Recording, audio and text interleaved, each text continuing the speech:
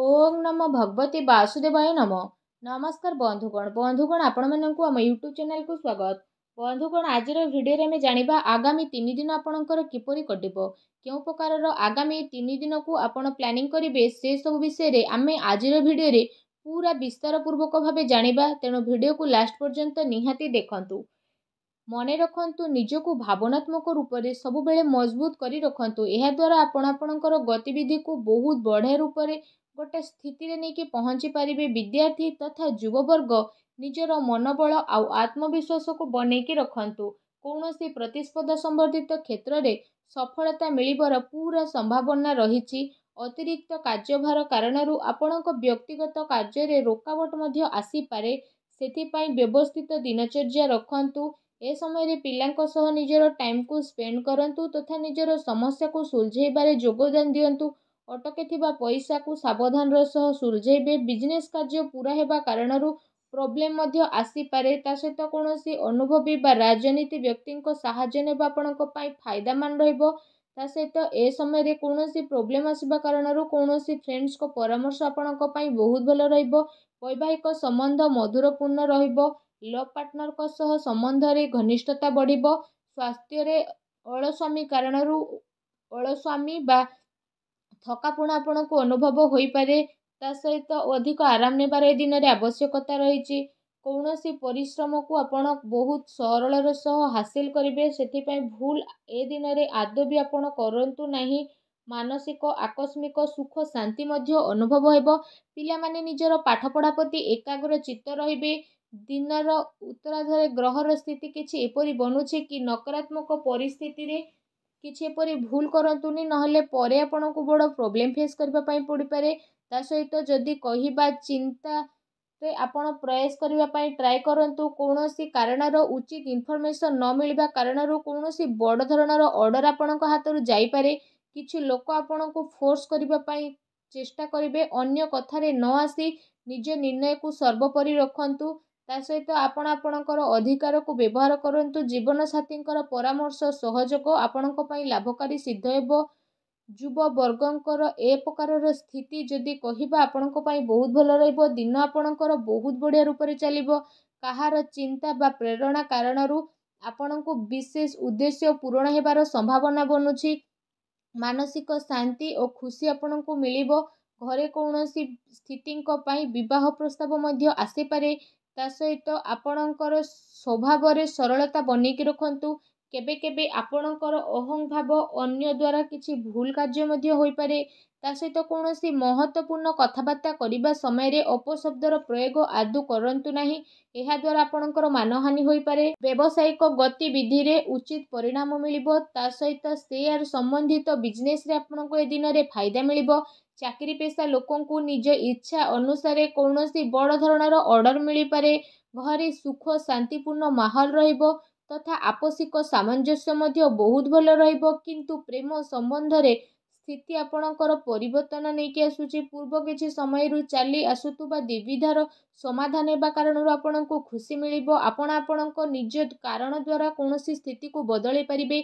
आर्थिक तथा आध्यात्मिक गति रे निजर आस्था ध्यान रखिबा कारणरू आपणकर व्यक्तित्वर अवधि रे निखार आसीबो। ता सहित आपण आपणक कार्य रे रोक लगैबार अछि, नचेत आपणको प्रॉब्लम आसे उद्धार देइथिबा पैसा फेरिबा पई बहुत मुश्किल रहिबो। जदि कहिबा बहुत बड़ धरणर प्रॉब्लम आगो को आसुची। युवा वर्ग निज कामयाबी पाइबा चक्कर रे कौनसी भूल धरणर जिनिस रे मुंड पसांतु नहीं। व्यावसायिक गतिविधि मन मुताबक हेबो। ता सहित जदि कहिबा कार्य प्रणाली रे परिवर्तन आसीबो। आत्मविश्वास बनैकी रखंतु। किछि लोक प्रतिस्पर्धा कारणरू आपणक पई मुश्किल आनी पारंती। सेथिपई सचेतन रहिबार अति आवश्यकता रही। पारिवारिक व्यवस्था बहुत बढ़िया रखिबा पई बाहर व्यक्तिंकर हस्तक्षेप परिवार रे आदौ भी करिबा पई दियंतु नहीं। सुस्थ बनिबा पई आयुर्वेदिक जिनिसर अधिकरु अधिक आपण सेवन करंतु। ता सहित जदि कहिबा तो आपण निजर योग्यता उपरे विश्वास रखंतु तथा कौनसी भी सहायता उपरे विश्वास करंतु नहीं। जदि विशेष भाव में कहिबा एहा द्वारा आपणको बहुत भल परिणाम प्राप्त हेबो। आपणकर भल परिणाम और दिनचर्या आपणको व्यक्तित्व रे आसीबो और परिवर्तन नहीं आसीबो। ଗ୍ରହଙ୍କର ସ୍ଥିତି କିଛି ଏପରି ରହିଛି ବିନା କାରଣରେ ଆପଣ ଟେନସନ୍ ବା ଚିନ୍ତାରେ ରହିବେ। ଏ ସମୟରେ କାହା ଉପରେ ଆଦୌ ବି ଭରସା କରିବା ଆପଣଙ୍କ ପାଇଁ ଠିକ୍ ହେବନି। ଅନ୍ୟର ପରାମର୍ଶ ଆପଣଙ୍କୁ ଭ୍ରମିତ କରିପାରେ। ଠିକ୍ ହେବ କି ନିଜକୁ ବେଷ୍ଟ ରଖିବା ପାଇଁ ଟ୍ରାଏ କରନ୍ତୁ। କୌଣସି ପ୍ରକାରର ବ୍ୟବସାୟିକ ନିର୍ଣ୍ଣୟ ନେବା ପୂର୍ବରୁ ସମୟ ଅନୁକୂଳ ରହିବ ନାହିଁ, ଆପଣଙ୍କୁ ଘାଟା ହୋଇପାରେ। ଏହା ସହିତ ସାଝେଦାରୀ ସମ୍ବନ୍ଧିତ ବ୍ୟବସାୟରେ ନିଜର ପାର୍ଟନରଙ୍କ ସହ ପାରଦର୍ଶିତା ରଖିବାର ଆବଶ୍ୟକତା ରହିଛି। ଏହାଦ୍ୱାରା ଆପୋଷିକ ସାମଞ୍ଜସ୍ୟରେ ସୁଧାର ଆସିବ।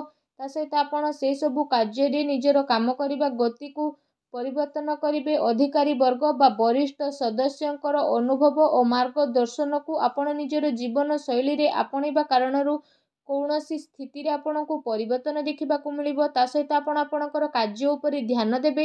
ଆପଣଙ୍କର ବିଚାରଧାରାରେ ସକାରାତ୍ମକ ପରିବର୍ତ୍ତନ ଆସିବ। ଯୁବା ବର୍ଗ ବ୍ୟର୍ଥ ମଉଜ ମଜଲିସରେ ସମୟ ବ୍ୟତୀତ କରନ୍ତୁ ନାହିଁ। ଲାଭ ପାଇବା ପାଇଁ ଜୀବନରେ ପରିପକ୍ୱତା ପାଇବାର ଅତି ଆବଶ୍ୟକତା ରହିଛି। ଏହା ସହିତ ସନ୍ତାନଙ୍କର କୌଣସି ଗତିବିଧି ଆପଣଙ୍କର ସମ୍ମାନକୁ ଠେସ୍ ପହଞ୍ଚାଇପାରେ। ବିଜନେସରେ ପରିଶ୍ରମ ମୁତାବକ ଲାଭ ମିଳିବ। ତା ସହିତ ଇନକମ୍ ପୂର୍ବଠାରୁ ଅଧିକ ରହିବ।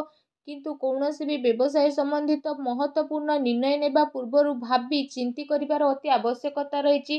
ଚାକିରି ପେଶା ବ୍ୟକ୍ତିଙ୍କୁ ନିଜ କାମରେ ଅଧିକ ଧ୍ୟାନ ଦେବାର ଆବଶ୍ୟକତା ରହିଛି। ପତି ପତ୍ନୀ ସମ୍ବନ୍ଧକୁ ମଧୁର ବନେଇକି ରଖିବେ। ଆପୋଷିକ ତାଳମେଳ ରହିବା ବହୁତ ଭଲ ଆପଣଙ୍କ ପାଇଁ ରହିବ। କୌଣସି ବିଶେଷ ବ୍ୟକ୍ତିଙ୍କ ଦ୍ୱାରା ପ୍ରଭାବିତ ହୋଇ ଆପଣ ଆପଣଙ୍କ ଦିନଚର୍ଯ୍ୟାରେ କିଛି ପରିବର୍ତ୍ତନ ଆଣିବା ପାଇଁ ଚେଷ୍ଟା କରିବେ। ତଥା କିଛି କାର୍ଯ୍ୟକୁ କରିବାରେ ଆପଣଙ୍କର ଧ୍ୟାନ ମଧ୍ୟ କେନ୍ଦ୍ରିତ ହେବ। ଆପଣ ଏମିତି କିଛି ନିର୍ଣ୍ଣୟ ନିଅନ୍ତୁନି ଯାହାଦ୍ୱାରା ସ୍ଥିତି ଆପଣଙ୍କ ପାଇଁ ପରିବର୍ତ୍ତନଶୀଳ ହେବ। କୌଣସି ସମ୍ବେଦନଶୀଳ ବ୍ୟକ୍ତିଙ୍କ ହସ୍ତକ୍ଷେପ କାରଣରୁ ଆପଣଙ୍କ କାର୍ଯ୍ୟରେ ବହୁତ ବାଧା ଆସିବ। କେବେ କେବେ ଆପଣଙ୍କର ରାଗ ଆଉ ଜିଦ୍ ଏସବୁ ଆପଣଙ୍କର ପାରିବାରିକ ବ୍ୟବସ୍ଥା ଉପରେ ପ୍ରଭାବ ପକାଇପାରେ।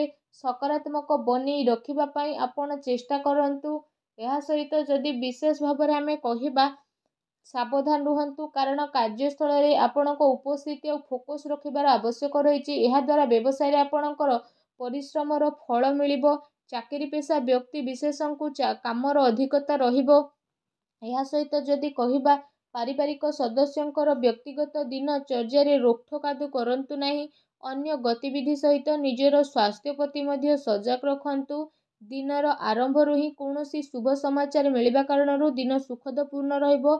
କୌଣସି ଭଲ କାର୍ଯ୍ୟ ଆରମ୍ଭ କରିବା ଦ୍ୱାରା ଯଦି କହିବା କାମ କାର୍ଯ୍ୟ ତଥା ପାରିବାରିକ ଜିମ୍ମେଦାରୀ ଭିତରେ ତାଳମେଳ ବନେଇକି ଆପଣ ରଖିବେ। ଏହା ସହିତ ଯଦି କହିବା କିଛି ଜିନିଷ ବନେଇବାରେ ଆପଣ ସଫଳ ରହିବେ। ବ୍ୟବସାୟିକ ଗତିବିଧି କାରଣରୁ ଯଦି ଆପଣ ଯୋଗ୍ୟତା ଆଉ ପରିଶ୍ରମ ଦ୍ୱାରା ଆର୍ଥିକ ସ୍ଥିତିକୁ ବନେଇକି ରଖିବେ। ମାର୍କେଟିଂ ସମ୍ବନ୍ଧିତ ଗତିବିଧି ଉପରେ ଅଧିକ ଧ୍ୟାନ ଦେବାର ଆବଶ୍ୟକତା ରହିଛି। ଲାଭଦାୟକ ସ୍ଥିତି ବନିବ ଯାହା ଭବିଷ୍ୟତରେ ଆପଣଙ୍କର କାମରେ ଆସିବ। ସେଥିପାଇଁ ଯଦି କହିବା ଯେଉଁ କାମ ପାଇଁ ଆପଣ ପ୍ରୟାସ କରୁଥିଲେ ଏବେ ସେସବୁ ସମ୍ବନ୍ଧିତ ଖୁସି ଖବର ଆପଣଙ୍କୁ ମିଳିପାରେ।